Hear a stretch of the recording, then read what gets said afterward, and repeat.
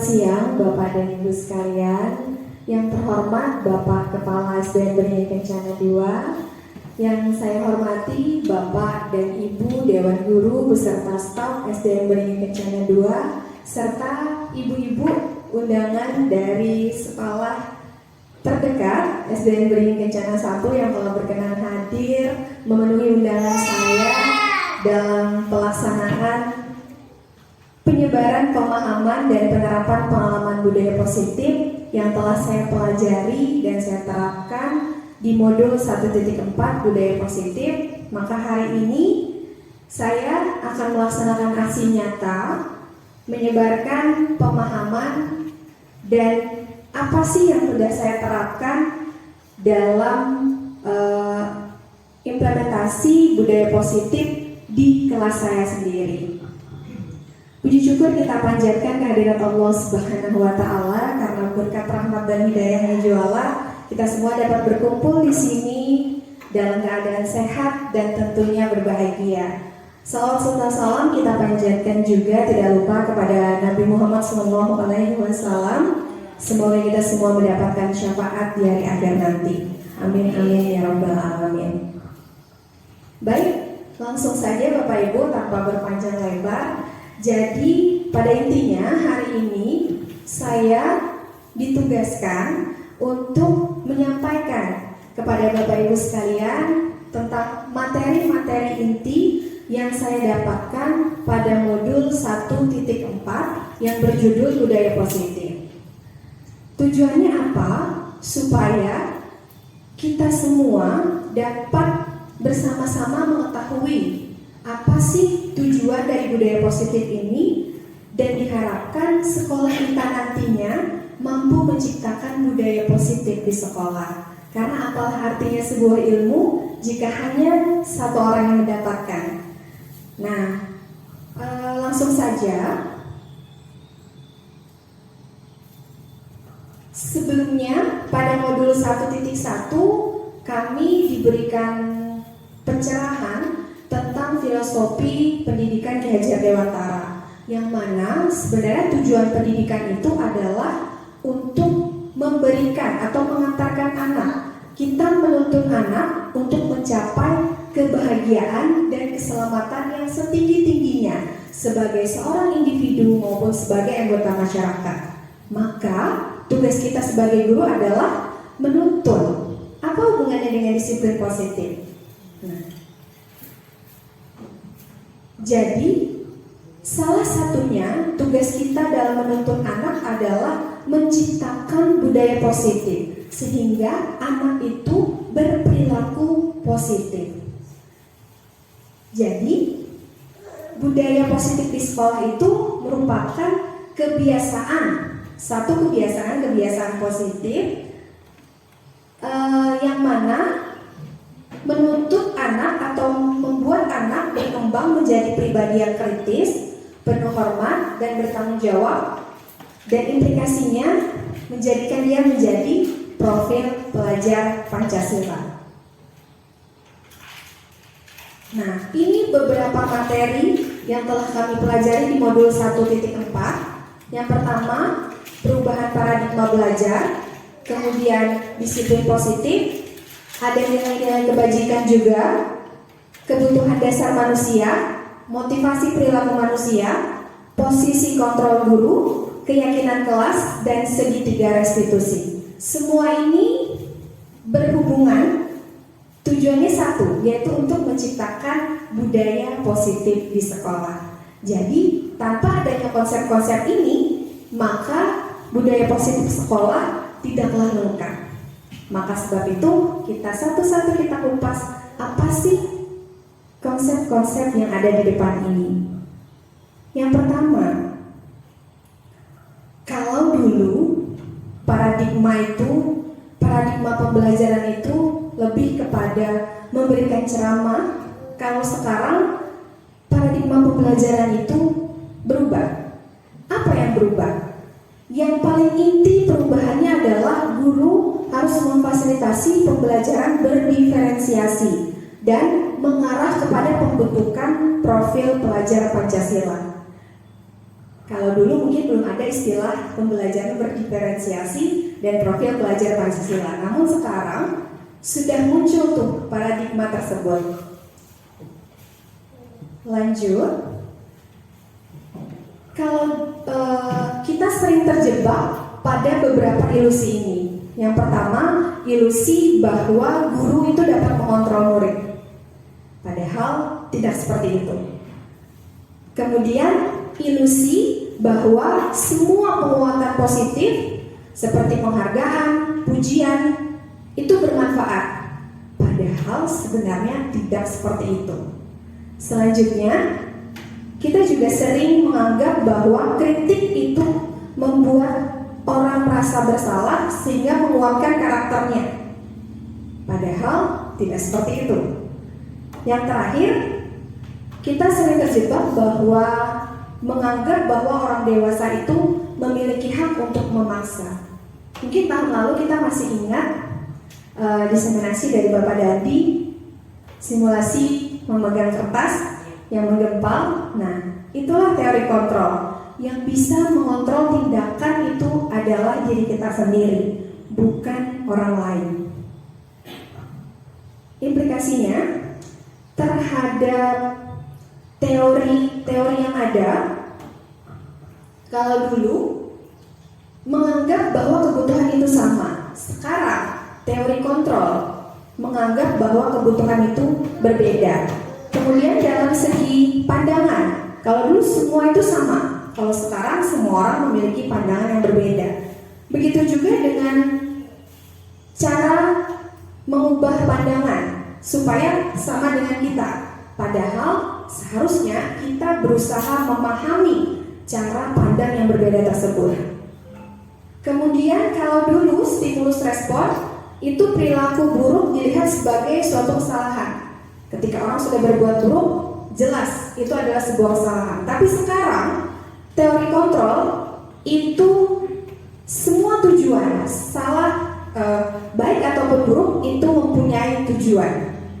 Kemudian seperti tadi, dulu orang lain dapat mengontrol saya, sekarang teori kontrol adalah hanya kita yang dapat mengontrol diri kita sendiri.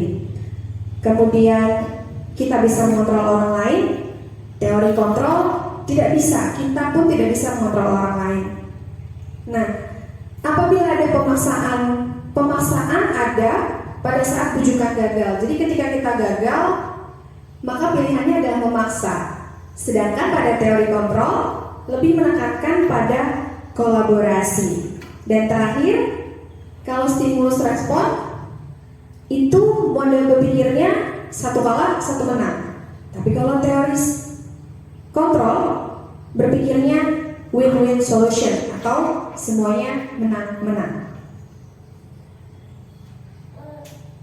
Nah, lanjut. Sehingga disiplin positif ini apa sih? Disiplin positif ini kita pertama mengetahui dulu nih apa arti kata disiplin. Disiplin itu mengacu pada tanggung jawab terhadap apa yang dilakukannya dan diyakininya. Sedangkan disiplin positif itu bertujuan untuk menumbuhkan kesadaran dia atas tindakannya tanpa imbalan, ancaman atau hukuman. Jadi kalau masih ada imbalan, hukuman dan ancaman, maka itu tidak disebut disiplin. Disiplin muncul ketika itu tumbuh dari kesadaran diri sendiri. Sehingga sebagai pendidik tujuan kita adalah mencetak murid atau siswa yang berdisiplin berdasarkan kesadarannya sendiri. Nah, disiplin tadi kita harus mengetahui dulu nilai-nilai apa sih yang harus kita tanamkan kepada peserta didik sehingga peserta didik itu bisa dikatakan dia mempunyai budaya yang positif. Kita lihat dari nilai-nilai kebajikan. Jadi dalam kita menuntun murid, kita mengarahkan mereka untuk mencapai nilai-nilai kebajikan ini. Banyak sekali nilai-nilai kebajikan universal. Salah tiganya adalah ini, profil pelajar Pancasila. Dan dari PYP yang mana termuat toleransi, rasa hormat, integritas, mandiri, menghargai, antusias, empati, keingintahuan, kreativitas, kerjasama, percaya diri, dan komitmen. Kemudian untuk life skill sendiri dapat dipercaya, lurus hati, pendengar yang aktif, tidak merendahkan orang lain, dan memberikan yang terbaik dari diri. Kenapa kita harus mengetahui nilai-nilai kebajikan? Karena nanti keyakinan kelas harus berdasarkan pada nilai kebajikan ini. Harus diarahkan kepada nilai kebajikan ini. Kemudian, coba kita berlatih untuk mengetahui nilai kebajikan apa dari suatu peristiwa atau suatu keterampilan yang dimiliki anak. Seorang murid mampu menyaring informasi, mengolahnya, mencari keterkaitan berbagai informasi, menganalisis, serta membuat kesimpulan berdasarkan satu informasi. Maka anak tersebut memiliki nilai kebajikan apa? Silakan Bapak Ibu buka Mentimeter, link yang sudah saya bagikan sebelum pertemuan ini.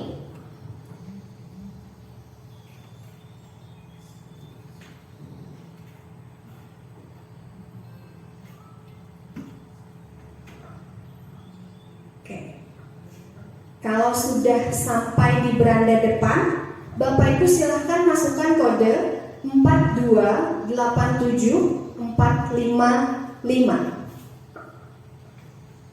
Saya bantu berkeliling untuk memastikan.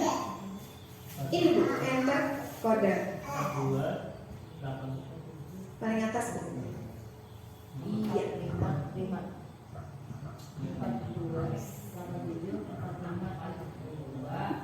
Iya.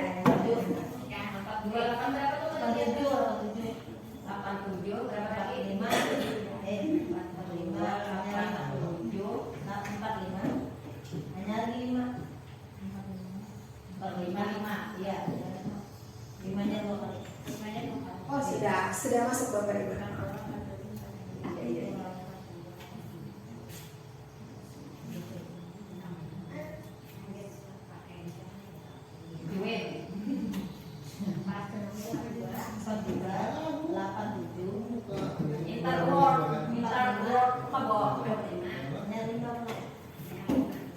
Bagi yang sudah bisa masuk boleh di-input. Belum loading kayaknya Pak. Nanti setelah loading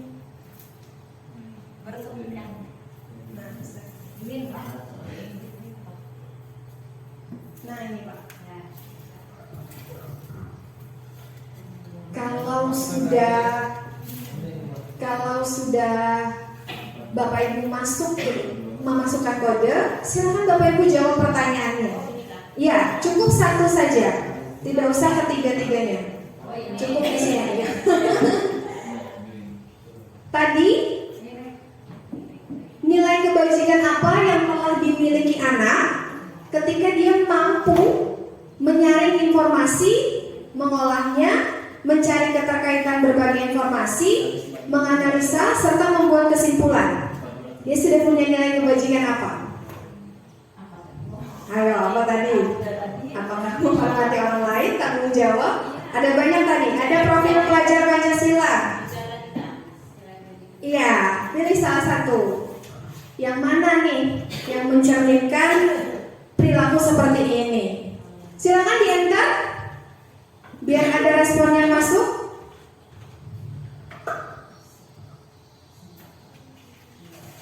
Kalau sudah memasukkan satu, langsung di-submit aja. Ayo, nilai kebajikan apa? Kira-kira nilai kebajikan apa Bu Ati? Oke, gak apa-apa Bu Ati, tulis saja.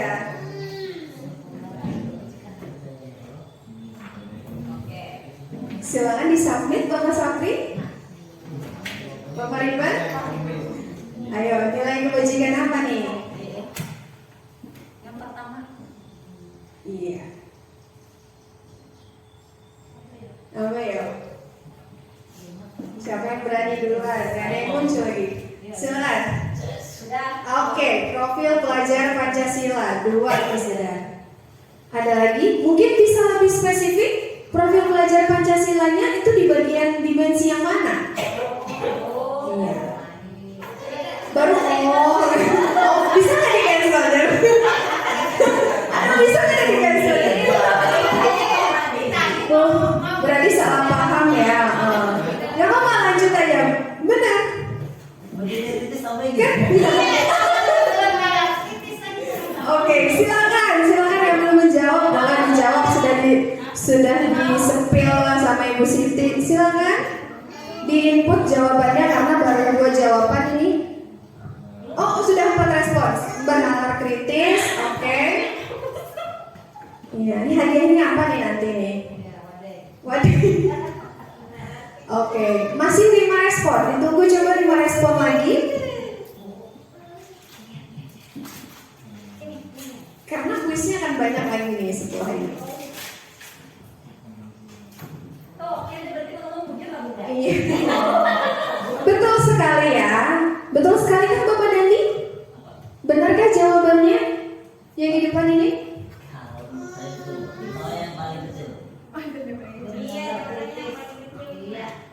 Kalau menurut pendapat saya dari apa uraian yang di atas itu mewakili anak untuk bernalar kritis karena dia dapat mencari dan mengaitkan informasi dari satu ke satunya dan menjadikan mengolah menjadi sebuah informasi yang saling berkaitan seperti itu. Terima kasih, tepuk tangan untuk Bapak Dandi.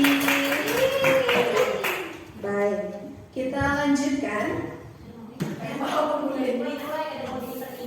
Oh, punya ini nggak bisa di-enter. Oke, tenang, masih ada sesi selanjutnya. Ya, jadi seperti itu contohnya ya Bapak Ibu. Maksudnya ketika ada sesuatu kemampuan, maka kita mampu menghubungkan ini dengan nilai kebajikan apa seperti itu. Begitu juga kebalikannya. Ketika kita ingin menjadikan anak nilai kebajikan itu, maka apa indikatornya?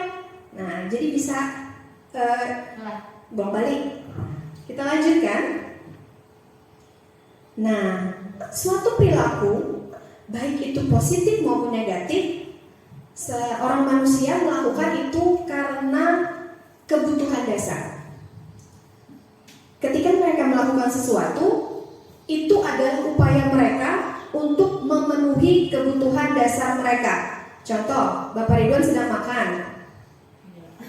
Berarti itu adalah usaha Bapak Ridwan untuk memenuhi salah satu kebutuhan dasarnya, yaitu makan. Nah, jadi ada 5 nih kebutuhan dasar manusia. Kalau kita pikir-pikir, perilaku kita selama ini tidak jauh-jauh dari memenuhi 5 kebutuhan dasar itu. Coba kita lihat. Yang pertama, ada kebutuhan untuk bertahan hidup, survival. Iya. Contohnya apa? Makan, memakai pakaian, tempat tinggal, kesehatan, keamanan. Nah, kemudian yang kedua, kebutuhan untuk cinta dan kasih sayang. Pasti kita semua ingin cinta dan kasih sayang kan? Nah, itu salah satu kebutuhan dasar manusia. Ya Pak Sapri? Iya, jadi kebutuhan love and belonging, yaitu rasa diterima, dipedulikan, kemudian berbagi, kerjasama, menjadi bagian dalam kelompok. Itu adalah kebutuhan dasar kita. Yang selanjutnya ada kebebasan. Kita sebagai manusia juga perlu bebas. Di antaranya adalah mandiri melakukan sesuatu, kemudian memiliki pilihan. Jadi tidak hanya satu tapi punya pilihan. Kemudian mencoba hal baru dan mampu mengendalikan dirinya sendiri. Ada lagi kebutuhan kesenangan, yaitu untuk bermain, berlucu-lucuan, humor, tertawa, dan segala macam. Ada juga kebutuhan untuk berkuasa atau kekuasaan, yaitu ketika kita ingin dianggap, dihargai, berprestasi, diakui, dan didengar. Implikasinya apa sih dalam kita sebagai pendidik? Ketika ada satu anak berperilaku menyimpang, maka kita harus menganalisis Kira-kira anak ini kebutuhan dasar apa sih yang dia tidak dapatkan sehingga dia melakukan sesuatu? Contoh, ketika anak berkata-kata kasar, kita harus bisa menganalisis kebutuhan dasar apa yang tidak terpenuhi sehingga kita mampu memberikan itu. Ketika dia sudah terpenuhi kebutuhan dasarnya, dia tidak akan melakukan itu lagi. Contoh,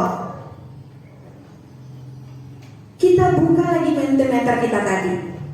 Ada sebuah kasus, Yanti, seorang anak kelas 3, begitu tiba di rumah, dia menangis dan mengadu kepada ibunya bahwa dia benci pada Ibu Susi. Menurut Bapak Ibu, kebutuhan apa yang berusaha dipenuhi Yanti apabila jawaban Yanti seperti ini? Ibu guru tidak menyapaku hari ini, padahal aku pakai jepit rambut baru. Nah, kebutuhan dasar apa yang kira-kira diperlukan oleh Yanti kalau jawaban Yanti seperti itu?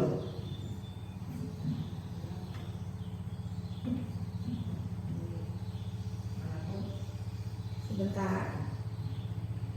Iya, silakan. Sudah berpindah slide-nya.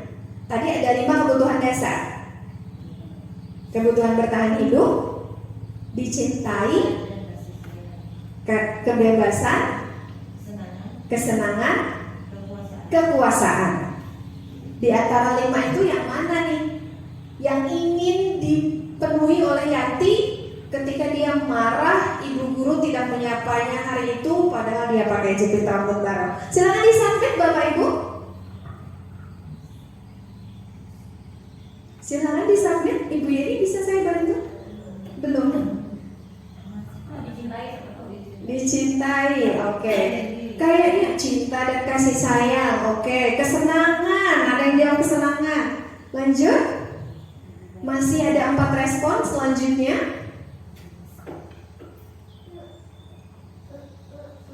Sudah, oh ya. Yang lain?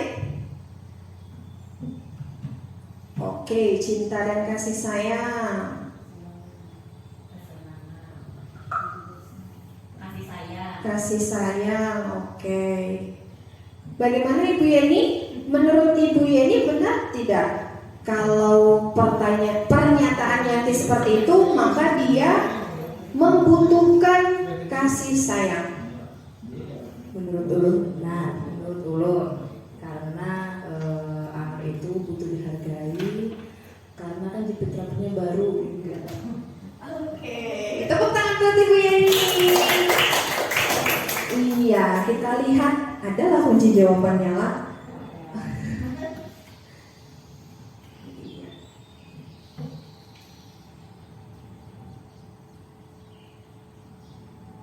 Oh, tidak ada. Iya, benar sekali. Jawabannya adalah kasih sayang. Karena dia merasa ingin diperhatikan oleh ibu gurunya. Ternyata apa? Tidak sesuai dengan ekspektasinya. Ibu gurunya tidak memperhatikan dia. Jadi kita bisa melihat ya Bapak Ibu, ketika anak melakukan suatu perilaku, kita lihat bagaimana responnya, kita analisis apa kebutuhannya, maka kita mampu memberikan sesuatu tindakan yang tepat berdasarkan kebutuhannya. Jadi bukan treatment yang asal-asalan, tapi memang tepat sasaran sesuai dengan kebutuhannya. Lanjut. Nah, perilaku tadi selain berdasarkan 5 kebutuhannya, juga didasari oleh motivasi. Dan motivasinya itu terdiri dari 2. Yang pertama motivasi intrinsik, yang mana itu memang berdasarkan kesadaran dirinya sendiri, dan dari luar. Dari luar itu dipengaruhi oleh 2. Ketakutan akan hukuman atau keinginan mendapatkan penghargaan. Bapak Ibu, dari kedua motivasi ini, yang mana motivasi yang berdampak panjang atau berdampak positif bagi murid?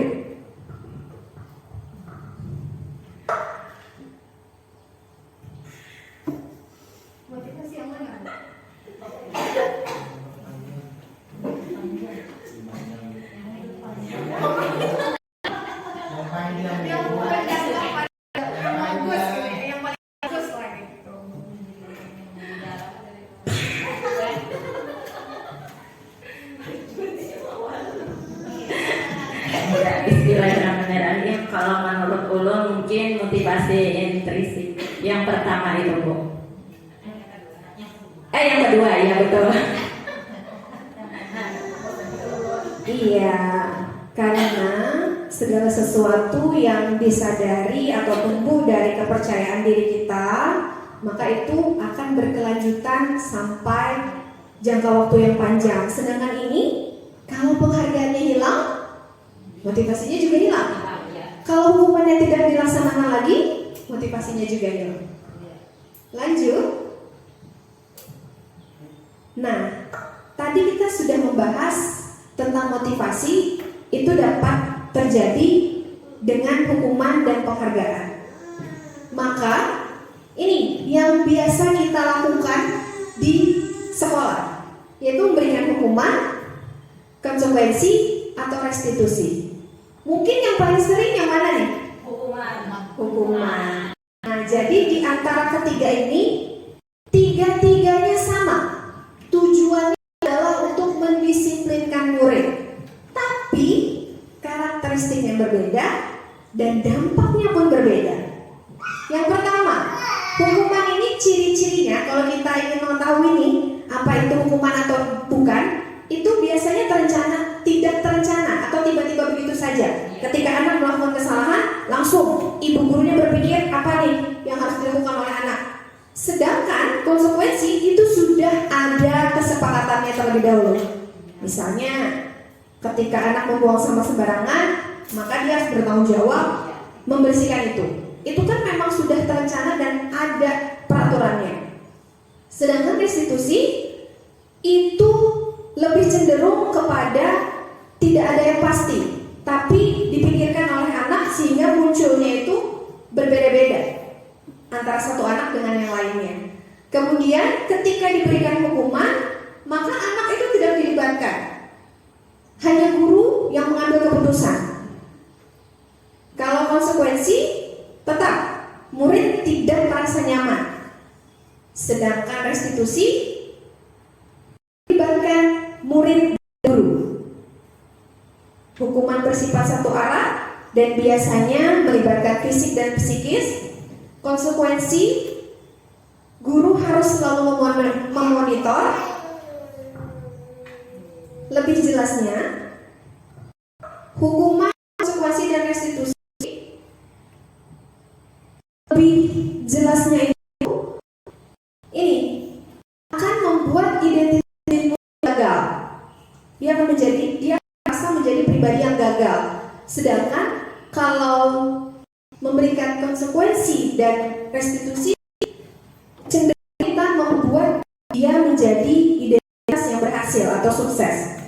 Yang inti dari tiga ini perbedaannya adalah anak akan merasa benci dengan hukuman itu maupun dengan gurunya. Sedangkan sanksi ini dia tidak merasa apa-apa. Sedangkan restitusi dia justru mempunyai keterampilan untuk memecahkan masalah. Lanjut. Nah, ada kuis lagi nih. Mari berlatih. Apakah ini hukuman atau konsekuensi? Kita kembali ke Mentimeter kita lagi.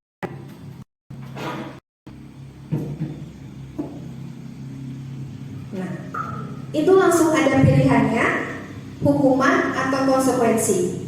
Setelah Bapak Ibu klik hukuman, langsung submit. Kalau tidak disubmit, jawabannya tidak akan muncul. Wih, sudah ada yang menjawab.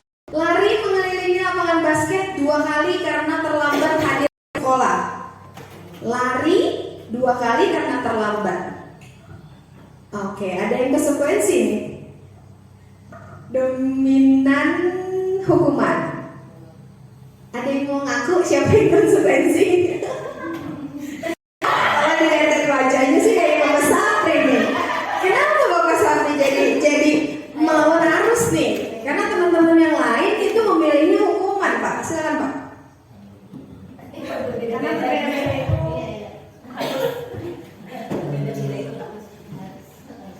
Pertanyaannya, lari mengelilingi lapangan basket 2 kali karena terlambat hadir ke sekolah itu baru pertama kali atau sudah sering dilakukannya? Itu dulu pertanyaannya. Kalau sering dilakukannya, berarti sudah itu bawa hukuman. Jadi konsekuensinya, kalau sudah terlambat, ya konsekuensinya itu. Terima kasih Bapak Safri. Gimana Bapak Dandi? Ada tanggapan?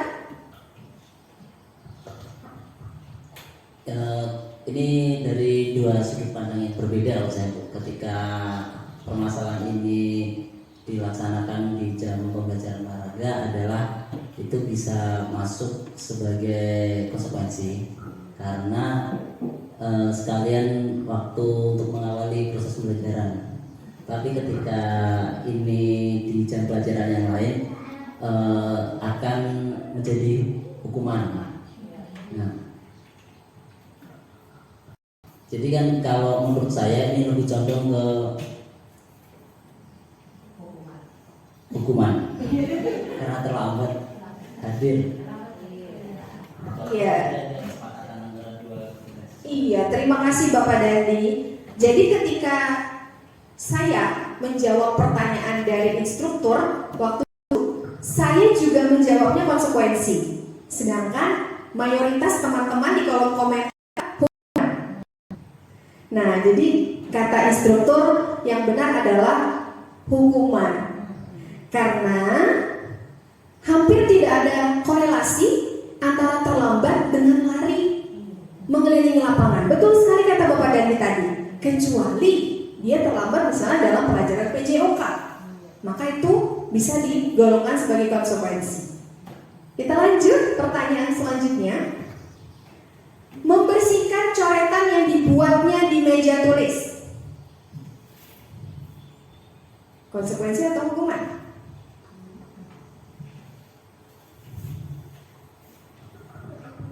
Membersihkan coretan yang dibuatnya di meja tulis. Tidak ada yang menjawab hukuman?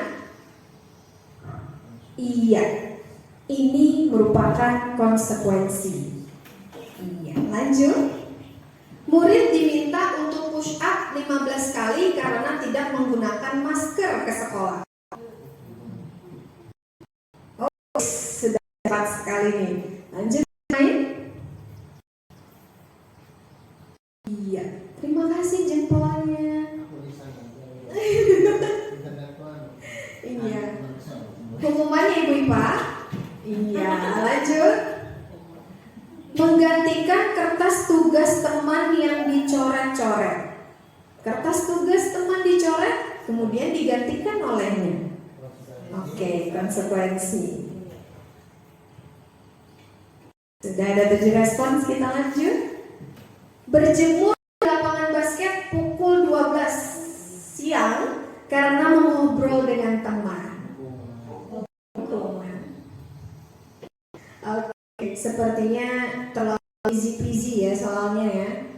Terakhir, murid diminta bertelanjang kaki nyeker sepanjang hari karena tidak menggunakan sepatu warna hitam sesuai dengan peraturan sekolah. Oke, konsekuensi. Wah, seimbang nih. Ayo, kenapa turun? Oke. Nah, murid diminta. Oke, ini karena ada dua pendapat yang berbeda. Ulun mau minta Pak Ridwan, bagaimana nih pandangan Pian tentang satu ini? Murid diminta bertelanjang kaki karena tidak menggunakan sepatu warna hitam. Menurut pandangan saya itu termasuk konsekuensi sebab di sana sudah ada peraturan. Jadi ini nggak tahu peraturan gimana ya. Kalau dianalisis kan sesuai peraturan berarti dia tuh apa namanya tuh seharusnya di sekolah itu menggunakan sepatu hitam. Namun kalau tidak menggunakan sepatu hitam ada konsekuensi yang harus dia terapkan. Nah, jadi yang tadi bertelanjang kaki tadi sepanjang hari. Nah, agar apa? Agar siswa yang lain itu tidak mencontoh dia. Terima kasih, tepuk tangan untuk Pak Ridwan. Jadi nyambung gitu ya Pak ya. Peraturannya adalah tidak pakai sepatu, maka dia mencoba sepatunya. disebut konsekuensi. Lanjut, berdiri di depan kelas sambil mengangkat satu kaki karena tidak bisa menjawab pertanyaan. Sepertinya kita sudah tidak lagi ya Bapak Ibu yang menerapkan pendisiplinan seperti ini.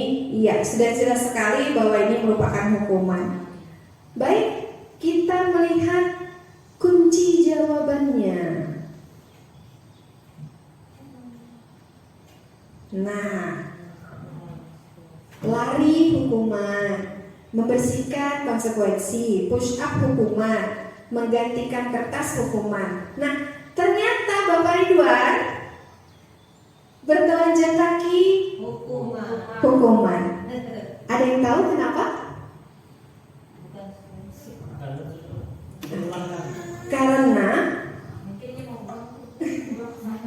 Karena sejatinya apabila suatu tindakan itu tidak memanusiakan manusia, maka itu digolongkan dengan hukuman.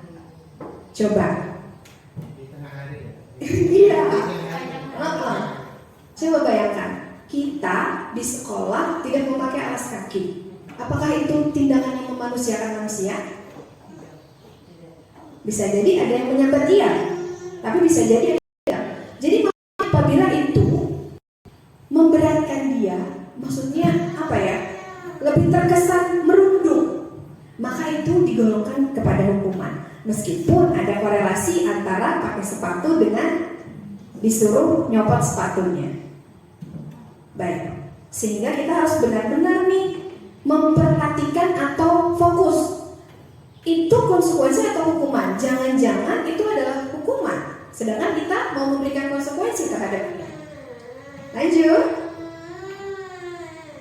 kita masuk kepada posisi kontrol guru. Untuk membangun atau mendisiplinkan siswa, kita dapat mengambil posisi. Ada 5. Yang pertama, sebagai penghukum. Kedua, sebagai pembuat merasa bersalah. Yang ketiga, sebagai teman, pemantau, dan manajer.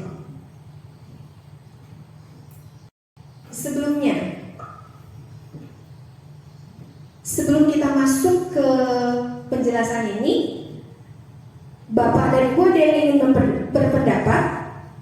Kalau melihat dari namanya saja tanpa mengetahui terlebih dahulu apa yang dilakukan oleh guru dengan posisi kontrol tersebut, adakah yang ingin memberikan pendapat kita itu harus menjadi posisi kontrol yang mana?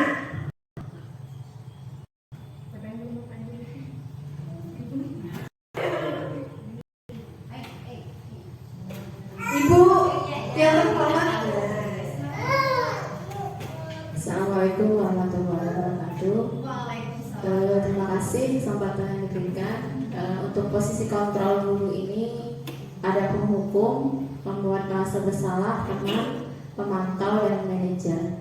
Sebagai seorang guru tentunya kayaknya semuanya pernah dari penghukum, pembuat merasa bersalah, teman, dan pemantau sampai manajer. Kalau menurut saya yang paling pas itu manajer. Tetapi sampai di posisi ini tentunya tidak mudah, karena dalam posisi manajer ini yang harus dilatih dulu gitu. Dari posisi hukum ke buat merasa bersalah sampai manajer tentunya harus ada proses sampai ke sana. Tapi sebagai seorang guru harus terus belajar. Terima kasih. Ibu, tepuk tangan dulu dong untuk Ibu Rohlina.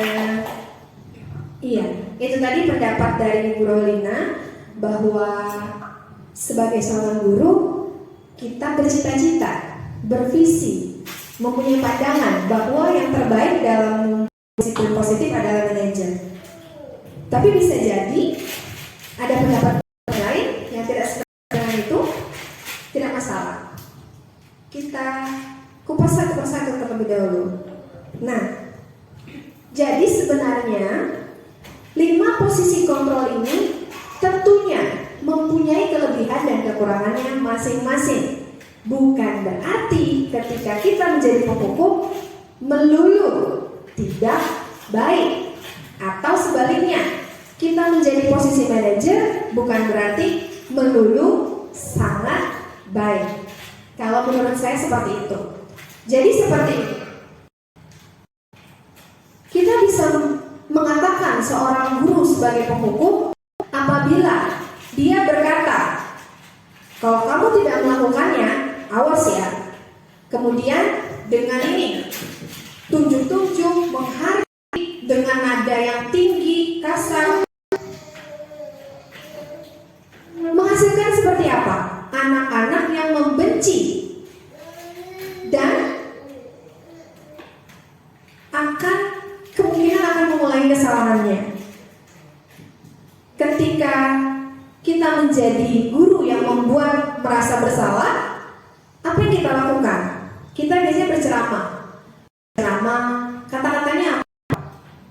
Kamu tidak kasihan ya sama ibu. Ibu kecewa sama kamu. Masa kamu sebagai anak seperti itu? Yang dihasilkan apa?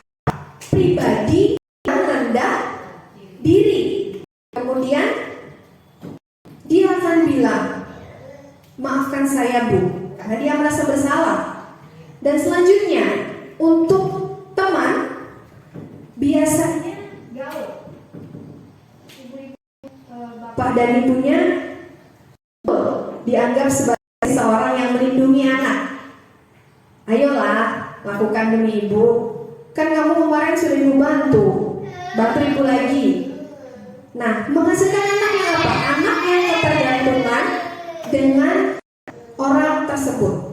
Sehingga ketika dia tidak ada guru itu lagi atau dengan guru yang lain, maka dia tidak jadi yang diharapkan. Kemudian kalau sebagai pemantau, dia memantau, memberikan konsekuensi, mengingatkan murid, menanyakan murid apa konsekuensi kita.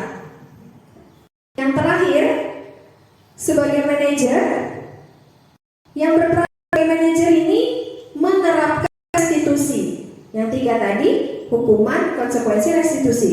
Kalau sebagai manajer, berarti dia menerapkan restitusi. Apa yang dilakukannya? Menanyakan, melakukan diskusi, bertanya kepada murid, mencari solusi atas permasalahan yang terjadi. Si guru akan menanyakan keyakinan kelas apa yang telah diyakini, kemudian membantu murid untuk menemukan solusi dari permasalahannya. Sehingga hasilnya apa? Anak akan terlatih untuk memecahkan masalahnya sendiri dan dia akan menetapkan dirinya sendiri sebagai yang berkualitas. Nah, ini ada beberapa perkataan. Coba kita analisis lagi. Posisi kontrol mana yang mengatakan ini?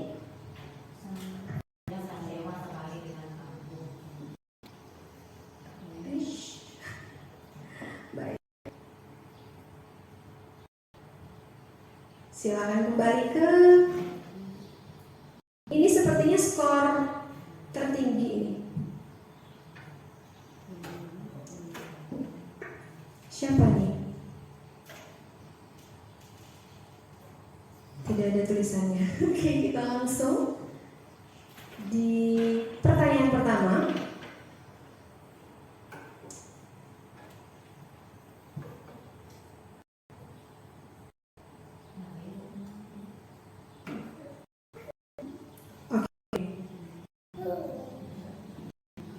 Oh, ternyata tidak ada di Mentimeter. Mohon maaf Bapak Ibu, langsung kita jawab bersama-sama. Saya kecewa sekali dengan kamu. Posisi apa? Iya, membuat rasa salah. Kemudian kamu tidak pernah benar melakukannya.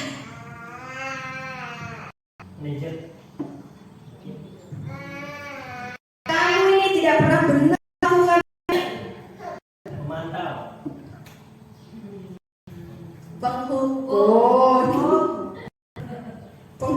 Kenapa? Karena dia menjudge anak tersebut. Kemudian, ayolah lakukan demi ibu. Teman, apakah kamu mau mendapatkan stiker bintang hari ini? Pemantau. Kemudian, bagaimana kamu bisa menyelesaikan masalah ini? Manajer. Kamu selalu yang paling terakhir. Penghubung. Oke, benar ya. Baik, jadi untuk bisa menerapkan posisi kontrol sebagai manajer di kelas, kita harus mempunyai keyakinan kelas. Betul Bapak Ibu? Kalau kita tidak punya keyakinan kelas, maka kita tidak bisa menjadi seorang manajer. Karena ketika kita melakukan restitusi, kita menanyakan kepada murid, apa keyakinan kelas kita? Kalau keyakinan kelasnya tidak ada, maka proses restitusinya tidak akan berjalan. Lanjut, keyakinan kelas ini berbeda dengan peraturan kelas. Saya yakin Bapak Ibu semua sudah mendapatkan materi keyakinan kelas ini melalui belajar mandiri di PMM, karena tahun lalu kita mengambil fokus perilaku disiplin positif. Jadi keyakinan kelas ini merupakan nilai-nilai yang diyakininya. Tapi saya ingin meluruskan sih, berbagi. Karena pengalaman saya ketika saya melakukan atau menerapkan keyakinan kelas ini, ternyata langkah-langkahnya sesuai. Nah, jadi jangan sampai itu kejadian kepada Bapak Ibu sekalian. Dari pengalaman saya, nanti akan saya tunjukkan penerapan saya di kelas dalam buat keyakinan kelas ini.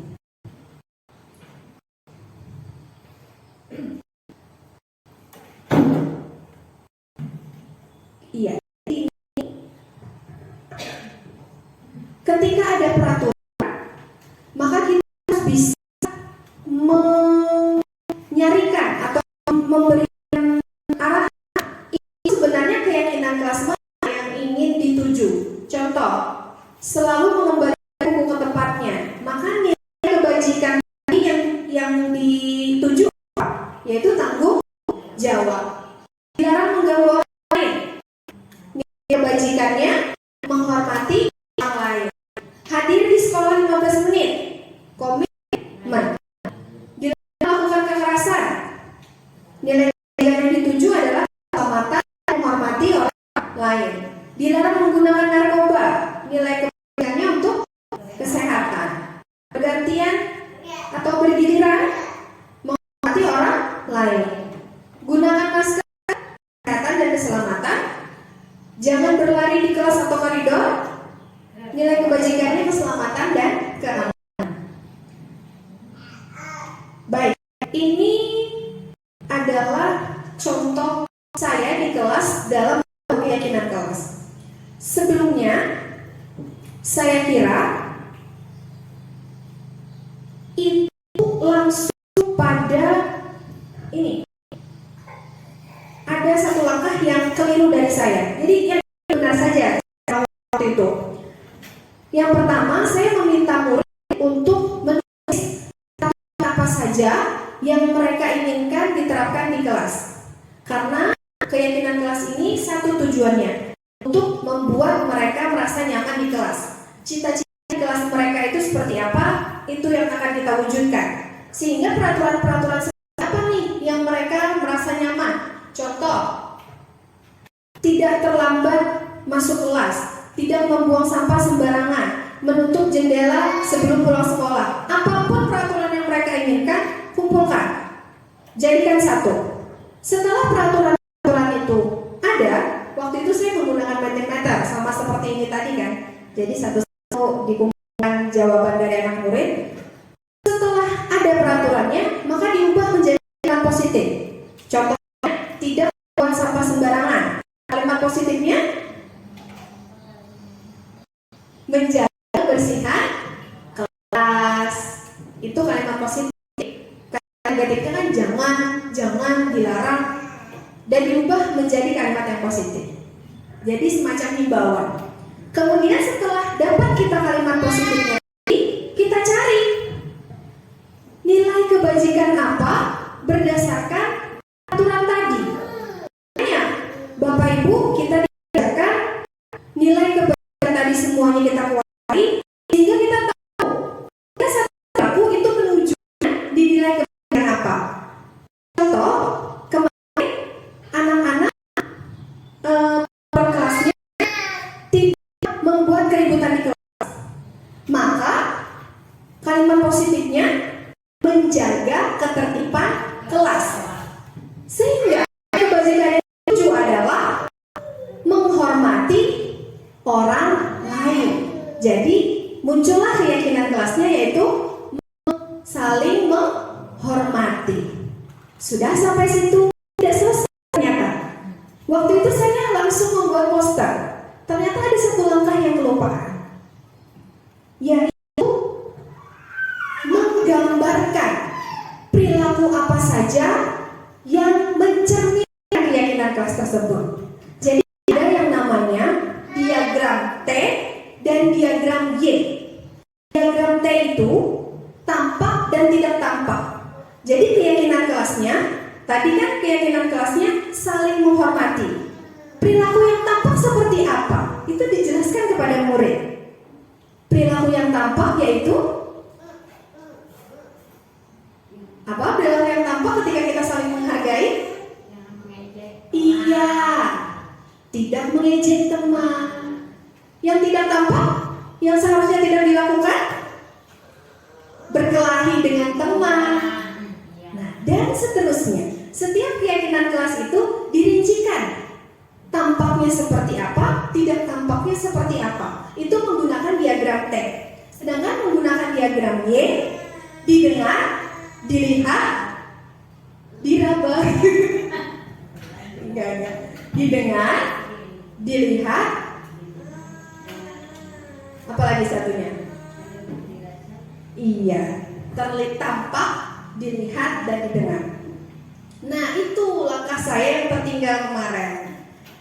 Mungkin itu yang perlu saya bagikan kepada Bapak Ibu sekalian, sehingga anak-anak itu lebih memaknai apa sih yang harusnya saya lakukan dari keyakinan kelas ini. Nah, setelah itu baru kita desain menggunakan Canva, kemudian ditandatangani juga oleh seluruh murid dan ditempel di dinding kelas. Nah, ketika kita sudah punya keyakinan kelas itu, maka kita dapat menerapkan segitiga restitusi. Ada 3 langkah dalam segitiga restitusi. Yang pertama, menstabilkan identitas, kemudian memvalidasi tindakan yang salah, dan menanyakan keyakinan. Jadi, proses restitusi ini merupakan dialog antara murid dan guru. Berisi apa saja? Yang pertama, kita harus menstabilkan identitasnya. Misalnya, membuat rasa kepercayaan dirinya meningkat. Misalnya dia sedang melakukan kesalahan, maka kita katakan, ibu juga dulu seperti itu, pernah melakukan kesalahan seperti itu. Jadi dia tidak merasa rendah diri. Kemudian yang kedua, validasi tindakan yang salah. Kita tekankan tindakan mana yang Bapak Ibu perlu perbaiki. Misal, kamu tadi marah ya sama dia. Iya, untung kamu tidak memukul dia ya. Kamu hanya marah saja. Kita validasi tindakan apa yang menurut kita salah dan dia perbaiki. Dan yang terakhir, menanyakan keyakinan. Jadi, kejadiannya tadi seperti itu, menurut anak, apakah itu sesuai dengan keyakinan kelas kita? Lalu nanti terjadilah dialog dengan anak tersebut. Kita tunggu jawaban anak tersebut itu apa, sehingga tercipta permasalahan. Bukan tercipta permasalahan, tercipta solusi dari anak itu sendiri, bukan dari kita. Dari anak itu sendiri tentang apa yang harus dilakukannya dalam memperbaiki kesalahannya. Ini contoh-contoh kalimat yang bisa Bapak Ibu pakai ketika Bapak Ibu menerapkan restitusi. Yang pertama, berbuat salah itu wajar. Tidak ada manusia yang sempurna. Ibu juga pernah melakukan itu. Bapak tidak ingin mencari yang salah, tapi Bapak ingin mencari solusi dari permasalahan ini. Dan kamu berhak merasa begitu. Sedangkan contoh-contoh kalimat untuk memvalidasi tindakan yang salah, kamu pasti punya alasan mengapa melakukan itu. Ya, padahal kamu bisa melakukan yang lebih buruk dari ini ya. Kemudian kamu patut bangga karena telah melindungi sesuatu yang berharga untukmu. Kemudian juga bisa kamu melakukannya karena mempertahankan sesuatu yang penting bagimu. Sedangkan untuk bagian menanyakan keyakinan, kita tanyakan apa keyakinan kelas kita, nilai apa yang telah kita sepakati, seperti apa sih gambaran kelas yang ideal menurut kamu. Kamu ingin menjadi orang yang seperti apa? Diperjelas. Ini contoh dialog saya ketika melakukan segitiga restitusi.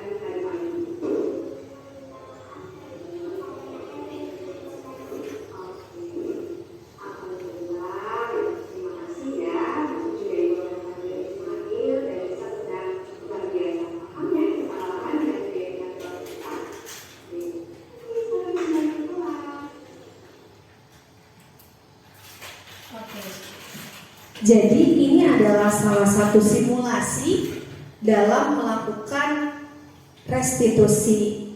Yang pertama tadi memvalidasi, menstabilkan identitas, kemudian memvalidasi kesalahannya, dan yang terakhir menanyakan keyakinan kelas. Sebelum kita lanjut pembahasan, kita ice breaking terlebih dahulu karena terlihat Pak Sapri sudah mengantuk ya Mas Sapri. Baik, di sini Ulun punya permen. Jadi silakan buat kalian berpasangan. Nah, mencari pasangannya. Silakan berpasangan. Bapak nih kesempatan. Bapak dari cewek cantik ini mau berpasangan sama siapa Pak? Atau sama Pak Dandi mungkin Pak? Waduh, iya Pak. Ya, karena ada doorpass yang begitu banyak nih Pak. Sama siapa Pak? Oh, sama Pak Ridwan. Oke, Pak Sapri? Sama Pak Dandi. Oke, Bu Ipa? Sama Ibu Siti. Bu Ati? Berarti ini kada dapat. Ya Allah. Padahal tadi Bu Rina mau siapa Bu? Oke, silakan Bapak Ibu berdiri berhadapan dengan pasangan yang telah Bapak Ibu pilih. Oke. Di tengah-tengahnya ada meja ya Bapak Ibu. Di tengah-tengahnya ada meja, silakan dikosongkan dulu mejanya. Dikosongkan dulu mejanya, diulang dulu. Oke. Ya, ini mantap nih Bapak nih, mantap luar biasa. Bapak-bapak. Oh, kenapa sebiji aja ya? Mana nih dikosongkan sayang?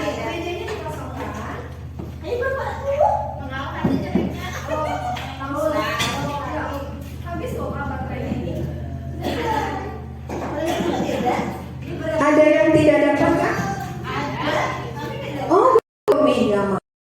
Oke, jadi Bapak dan Ibu sudah ada pasangannya masing-masing. Tolong romantis ya.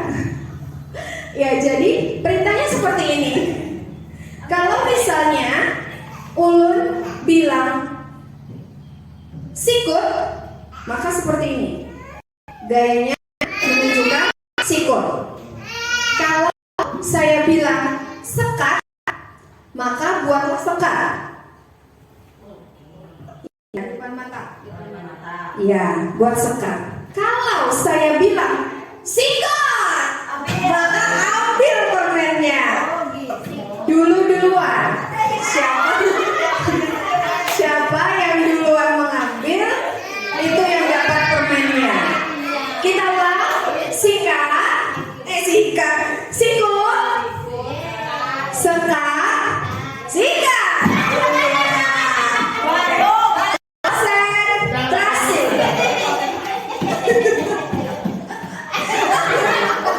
Tambahannya, Bapak mengide menambahkan sorangan. Oke, konsentrasi. Jangan sampai tersalah, amun tersalah karena kita hukum. Jangan sekat, jangan malah disikatnya. Nah, jadi dengarkan baik-baik perintah dari Allah. Siap? Tepuk semangat dulu, tepuk semangat. Semangat. Oke, luar biasa. Sikut, sekat, sikut, sekat, sikat.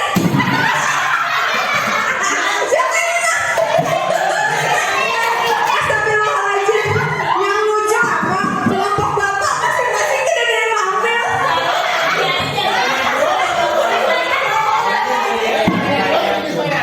Pak Ridwan takutan ya. Takutan orang putih berdahulu jadi berdua-duanya mengalah. Ya Allah. Ulang sekali lagi. Ini bujuran lah. Bagi yang gak ada dapat, mohon maaf permennya ada dapat. Oke. Oh, itu Pak. Jadi semangat lah. Ceritanya. Oke Pak, nanti agenda selanjutnya duit Pak.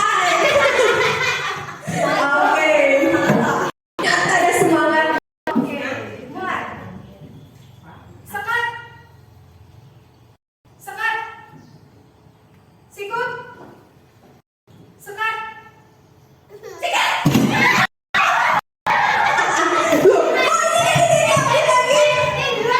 Siapa yang duluan? Oke, Bapak Ibu. Terima kasih. Silakan duduk. Yang ada dapat jangan menangis. Siapa yang ada dapat Pak? Biar Bapak ada dapat Pak. Nah, jangan menangis Pak. Biar menang Bapak Dandi. Mau menang. Aduh, Bapak sapi kayak apa ya? Siapa yang menang? Ibu Siti, Dimas siapa yang menang? Ada dia yang aja. Ibu siapa yang menang Bu? Ya iyalah Bu, saya mengalah ya Bu. Orang kakak saya aja lah. Karena Allah kan dibawa ibu aja. Karena Allah ditinggal di sini cari ibu rohania.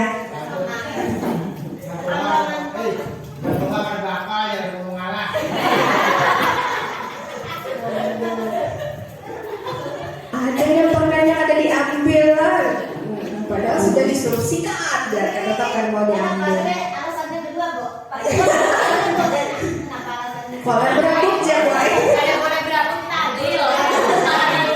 Enak aja di dua boleh. Oh iya, luar biasa. Sudah terbaca bola ini sebuting jadi kalau jam berapa? Oh, ini sudah ketahuan Tuhannya permen Nur ada lagi. Nah, kayaknya berarti kan dari tadi. Ya, tiba-tiba itu jadi makanannya yang ada Berarti lain kali duit aja gitu lah supaya semangat tanpa ada lagi. Iya, nah alhamdulillah sekali ini kita sudah sampai di refleksi kita. Nah jadi dalam penerapan disiplin positif ini kita dituntut menjadi guru yang memiliki keterampilan pribadian, profesional, dan sosial yang baik sehingga dapat menjadi penuntun bagi anak sebagai sebagai sistem kamu yang mana kita sebagai manajer yang dapat menuntun murid-muridnya menjadi insan yang mandiri, merdeka, dan bertanggung jawab. Baik, kita pakai spin wheel aja ya. Saya minta satu orang untuk menyampaikan refleksi pada hari ini. Apa yang telah kita pelajari? Apa sih hal baru yang Bapak Ibu dapatkan? Dan apakah Bapak Ibu ada nih niatan untuk melakukan satu perubahan di kelas Bapak Ibu nanti? Perasaan itu tidak enak jawab. Oke, kita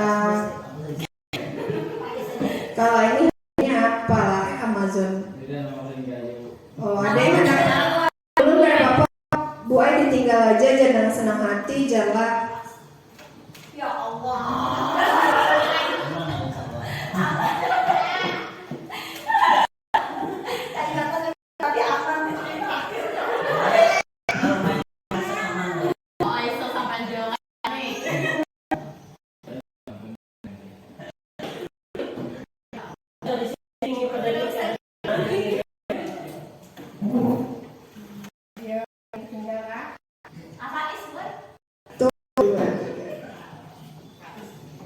Iya, oke, kita spin ya.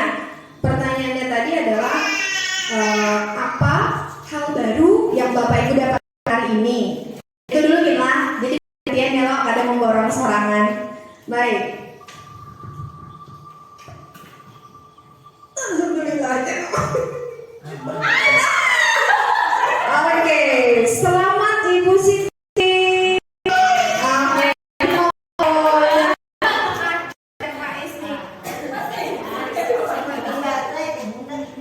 Silakan Ibu, apa hal baru yang didapatkan hari ini? Terima kasih pada Ibu Hamidah. Hal baru yang saya dapatkan hari ini sangat banyak hingga saya jadi tahu apa itu dengan sebuah institusi, apa itu bedanya peraturan kelas dengan kesepakatan kelas, apa itu kondisi positif. Insya Allah saya akan menerapkannya nanti di dalam kelas. Iya, tepuk tangan dulu. Oke, kemudian pertanyaan selanjutnya, adakah di dalam diri Bapak Ibu pemikiran apa yang hendak Bapak Ibu terapkan di kelas dalam waktu dekat mengenai disiplin positif ini?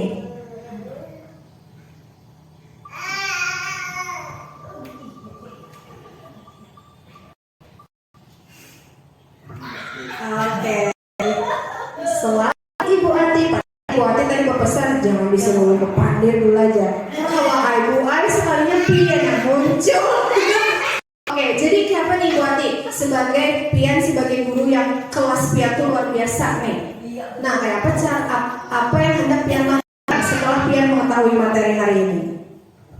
Ya, bismillahirrahmanirrahim. Yang ulun hendak ulun lakukan di kelas ulun, ulun hendak menerapkan keyakinan kelas gue. Karena anak ulun tuh gue bila dibaca kan harus keyakinan kelasnya itu kan berubah gue. Jadi tiap hari harus ulun ingatkan ambil sampah, buang ke tempatnya. Itu pun Harus habis. Itu harus ulun ingatkan gue adalah hari-hari ulun ingatkan terus kalau datang ke sekolah jangan terlambat. Ada aja gue yang terlambat, Aspika yang terlambat pinjam duit dulu gue ambil duit ya gue. Nah, kalau jangan membuat keributan di dalam kelas, aduh Bu. Keluar kan jadi Jadi gue kalau dalam suasana pembelajaran gue menjelaskan di depan, yang gue ada yang kepala, gue ada yang pintu, gue lengkap pokoknya kelas ulun semua. Insya Allah yang hendak ulun laksanakan, yang ulun terapkan ya keyakinan kelas. Baik, tepuk tangan dulu. Paham maksudnya Ibu akan menguatkan keyakinan kelas, ingin bujur-bujur menerapkan dan mengontrol anak-anak untuk mampu menerapkan keyakinan kelasnya. Luar biasa sekali Ibu Ati. Senang sekali mendengarkannya. Mudah-mudahan kita semua, bukan hanya Bu hati, tapi seluruh Dewan Guru sekalian juga mulai menerapkan sedikit demi sedikit langkah nyata dalam penerapan disiplin positif ini. Karena tujuannya adalah untuk menciptakan budaya positif di sekolah kita. Karena budaya positif itu tidak bisa dilakukan atau diciptakan hanya oleh satu orang, tetapi melalui kerja sama. Baik, saya minta kepada Ibu Rohaniyah karena Ibu sudah jauh-jauh datang ke sini, Ulun merasa sangat terhormat dibantu oleh Ibu. Terima kasih. Jadi sayang rasanya kalau kita kada mendengar suara merdu Ibu Rohaniyah. Jadi gimana nih Bu? Kesan dan pesan Ibu hari ini setelah mengikuti kegiatan ini, mungkin bisa juga Bu diberikan kritik dan saran pada Ulun ke depannya, dan harapan Ibu nih untuk kolaborasi kita. Bu bisa pada ya pokoknya seperti itulah Bu. Ibu bisa mungkin sejam mungkin Bu menyampaikan kesan dan pesannya sangat membahagiakan karena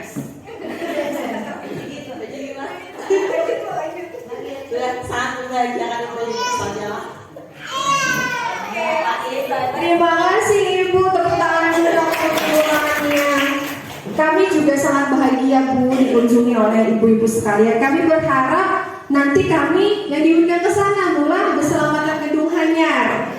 Iya, itu mau baik janjinya ya. Kena jar kami mengundang Dewan Guru jar BK2 berselamatan gedung Hanyar jar. Alhamdulillah kita sudah sampai di sesi terakhir kita. Waktu berjalan tidak terasa bagi Ulun karena bagi bukan Pian.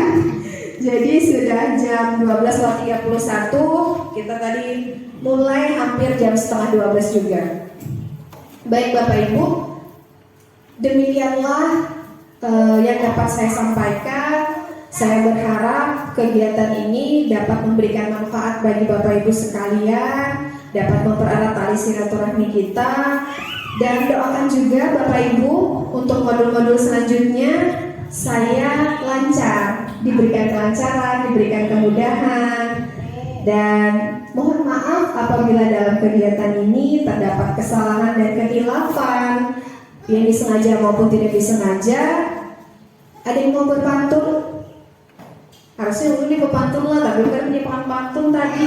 Pak Dandi ini harus banget berpantun. Silakan Pak Dandi. Silakan Pak Dandi, pantun. Ayo Pak Dandi. Ada udang sih balik batu. Hanya kamu yang mau.